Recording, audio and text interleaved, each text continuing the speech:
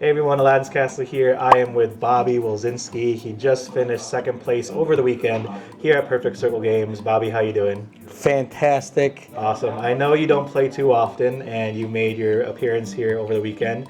What did you decide to play for Set Champs? So I was fortunate enough, I know a lot of people here at Perfect Circle Games. So because I haven't really played too much the last two sets, I kind of wanted something easy to navigate. So I went with an Amber Amethyst Aggro deck, like extremely aggro. Nice. Just to kind of overwhelm the opponent and just get out early. Okay, yeah, fair enough. Did anybody help you build this deck, or are you kind of... Yes, as much as I hate giving a shout out to my brother, he practically built the whole deck for me. I used to do blue steel, which was a little more complex, but I think just because I've been out of the game quite a bit, getting something easier in was the most important thing for me to have a chance yesterday. Awesome. Well, shout outs to your brother. He has been on this channel before. He's known for his little red steel deck, so put a little link below if you guys haven't seen his profile. But you did manage to get second place winning a Scar promo. That is awesome. And then you have the mat kept safe at home for good reasons. So Exactly. Awesome. We'll just go straight to the deck profile, and I'm assuming you wanted to go really aggro really fast. Yes. So like I do want to point out too, I was very fortunate with a lot of my matchups. Luck be a lady yesterday, getting lucky on my dice rolls, winning the first 3 round dice rolls, IDing round 4, 5, and then kind of getting into the being the second seed, and then the first seed getting eliminated in the first round kept me on top all day. Nice. So the dice rolls and also dodging some of that steel, right? Yes, okay. yes. Awesome. So I'll kind of just go through the key players, because like I said, you guys probably know all these cards way better than me. Yeah, we'll take a look. Huge key player for me was Daisy Duck. If I didn't really get her on turn 1, it was going to be pretty rough sailing for me. Okay. Quick lore, really fast, right? Yep. Stuff like that. Real easy, yeah. Mm-hmm. Another option I had here was Diablo. Okay. A lot of times, unfortunately, it was ink. I know he gets you card draw, but I'm trying to win by like turn 4 or 5. Like, right. I'm not trying to get too deep into the game to where like card draw isn't really my thing unless I'm really needing it and I'm getting late in the game. Yeah, it does help out when you burn out though, when you have no cards in hand. So yes, it could save a little bit of that hand right there. A little bit more to kind of overwhelm. Very similar cards here. Spread it out, see how many. Yeah, I'm sorry, 3 of each of these guys. Nice. Lilo and Maleficent. Like I said, kind of overwhelming. I know playing these decks is definitely not fun for the opponent, because I'll be honest with you, going into this, when my brother told me to play an aggro deck, I was not happy about it, because I hate playing You're normally a control player. Yes, yeah. Exactly. Another card that was actually pretty big in some key moments for me too, 4 Befuddles. Nice. You know, it's something that kind of keeps guys off the board from hitting my characters, which can then in turn snake me some more lore. Were there any crazy cards that you kind of put back in hand that really helped, or that you think about? I'll be honest with you, yesterday was just an absolute giant blur to me at some points, just because it was a little overwhelming for me in the sense of I haven't really had too many opportunities to play recently. Right, so and all the new cards are just kind of a little bit overwhelming. Right? Exactly. And I was also just going with the flow. Things were kind of working out for me, and like I said, it was whatever I thought was a threat for me in that moment. That's what was maybe going like right. Another Daisy Duck, or maybe yes, like a Piglet or Flynn Rider or something like that. Yes, so, yeah. exactly. Okay. So one of my like super key MVPs yesterday was 4 of these guys. Nice. Okay. There were a few instances. There was one where I top decked it to win, but there also were a few instances where I had 2 of these just sitting in hand, trying to get to 16 lore, and then like, or even close to where if I had 2 on board,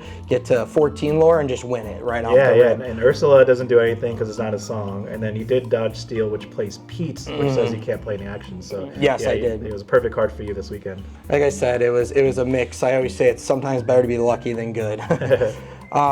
Another card that was like, you know, a little bit of a mixed bag for me. A lot of time, unfortunately, it was ink, just because like Piglet, I think, was the better 2-drop at times. Sure. I know she obviously comes back, but just to kind of race and get that lore real quick. But there was this instance or two where, you know, obviously when she gets banished or whatever, or in the graveyard, I can spend to bring her back to the floor. Yeah. Just quick 2 lore character as well. Only 2 of the Amethyst Chromicon.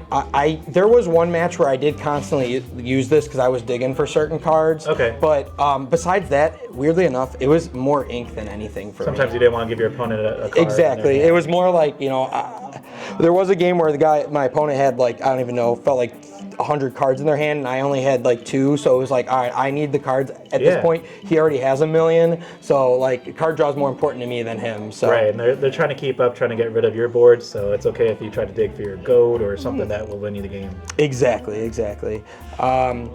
Another one of the MVPs, obviously Piglet. Piglet, nice. Everybody loves that card, I think, at least in the aggro community. Right. But really nice with, like, you know, when I have 3 characters on board, especially because I'm able to drop, like there could be a turn where I just had Piglet on the board and I can drop 2 or 3 1-drops and then quest with Piglet for 3, and like it was just a recipe for success. Or throw a Bodyguard down in a 1-drop and quest for 3, and then they came and hit Piglet the next turn, which was huge. Yeah, right. So that really benefited for me. I'm just going to kind of jump into a few other Bodyguards. Simba, 2-drop. Unfortunately, he's not one of my best body cards I had, so a lot of times he was unfortunately caught in the inking process. Another Bodyguard, which actually surprised me how well he did yesterday, was just getting that 1 extra lore and getting Donald down to Bodyguard some of those weaker characters. 2-3 is a little tough to deal with, so. I don't know what it was, but there was just so many times. There was a couple games too where like I dropped him to, I think there was a game where literally I dropped him on the last turn to get 1 extra lore out of one of my characters to win. You know, like just surprise somebody.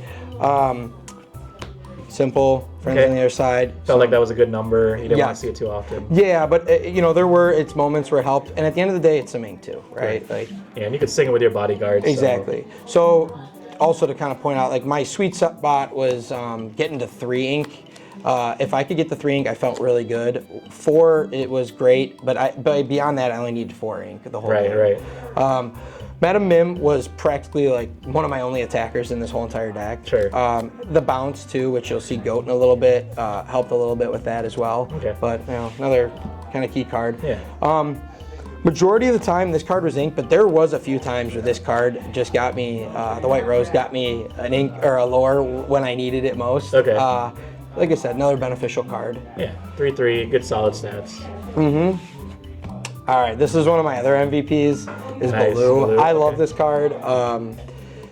It was really fun to be able to just have so many options with it, where obviously the Bodyguard blocking all my weak characters, but also like getting that 2 lore or crashing him into somebody to get 2 lore. Just like I said, really quick, easy way to just kind of get my numbers up there. Did you play against any decks that got rid of this with different ways, such as like Let It Go, like a Sapphire or Hades, or even like a... So actually, I was fortunate enough. Like I said, luck was definitely on my side yesterday. I did not. Today I did though, and I lost. But, But yeah, no, I was very fortunate. Baloo was just a body for me. You could win games too. Yes, exactly. Here's a card that I really thought I was going to use more, but really she didn't help me too much just based on my matchups. Like I said, I got very lucky. I was kind of nervous with her too, because I know for me, she's a little more complex than a lot of my other cards in my deck. So I wanted to make sure, you know, I'm using her right, things like that. But I really didn't use her much at all. I think I played her, no joke, maybe once or twice the whole day. But I think you said it was the Brawl card. Just kind of got rid of her. So that kind of hurt me. We're getting there. The Boss is on a roll. I really used, weirdly enough, I really used that for ink a lot, because a lot of times I had the cards I really needed in hand. But again, it's that 1 lore. 1 game I did win on playing this card. And you could sing it too if needed as well. I was at 19 lore, and I don't think I had any bodies on the floor on the play, and they eliminated them all. And I just so happened to have that in my hand and won me with the 1 lore. Some card draw, Genie. The evasive's always helpful too, especially when you have some weak cards on the board. He's kind of can stay up there a little bit longer than a lot of my other cards. Do a lot of people get rid of your Genie throughout the weekend, or? Not really. Unfortunately, like I said, I was kind of winning so quick a lot of the times, where getting to 4 ink, like, I had other options that were a little bit better than him at times. Like you wanted to play maybe 2 2-drops or something like that, or something else, or like or a 2-drop, 2 1-drops, like just a lot of stuff like that, just to overwhelm the opponent.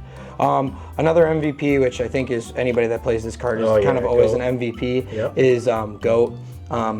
So many times with the Mim too, bouncing them back, things like that. Just winning games, crashing them in. There was a game at the end where I was able to crash him in to win a game too. Like I said, things were working out for me yesterday. Final card, which I almost feel like I shouldn't even show it because I used it once and I honestly, I apologize. I don't remember how it got wiped, but it did. Was the Simba. Yeah, I really thought he'd come in handy a lot more, but to be honest with you, I was winning the games really quickly, and the games I did last long enough, he just really wasn't a great option because not only do I have to get him out there, but I wasn't even fortunate enough to shift onto him because a lot of the times the Simbas, if I did have them, the 2-cost ones, they were more ink than being played because I had better options on turn 2. Okay. So that's actually my whole deck. It was 61 cards. Ironically, it got you the Scar card though. It did. Awesome. Which is at the end of the day what I was really here for. Okay. Because I started more as a collector. But as time went on and meeting the people here, I was like, I really like competitive like board games and stuff. I'm like, why don't I get into a card game? And people here are wonderful, and I've just had a great opportunity to meet them all, teach me all things every week I'm here. Yeah. So like I said, I'm just blessed and appreciate what everybody's done to help me out. So yeah, I definitely want to give you a shout out because even though you're not here too often, I think you have really good fundamentals for the game, and that's kind of what helped you carry too, aside from dodging the steel matchups and winning the dice roll. Just watching you play blue steel, I think you know how to navigate that, so you have a lot of good foundational knowledge. Yeah. Which does show like you don't always have to be so involved into the meta. As long as you get the basics down and everything and perfect that, I think you could still navigate through the game. So shout outs to you. Did you want to have any shout outs? Honestly, as always, Perfect Circle, AC, awesome guy. Like yesterday kind of like coming back and playing is also why I showed up today, is it made me realize like how much I missed playing this. Yeah. So now like I know you gotta balance work and like pleasure ultimately with playing games like this, but it made me realize like coming back to this is just something I love to do, and I got to make more time for it again. That's awesome. Yeah. So I'm really excited to hopefully be here more often, and like I said, kick some butt. I every once in a while I do get into wins. Like I've won myself a Stitch, like other stuff, Rockstar Stitch from the first set champs. So don't underestimate the people that don't always know every card that's being played. We have our chances sometimes, There you go. Okay. Well, also great job, Bobby. You did a wonderful job. Thank you, and shout outs to you and your brother for all your success in the game, and maybe we'll see you in the future. Awesome. Thanks, guys. Have a great night. See you in the next video. Bye-bye.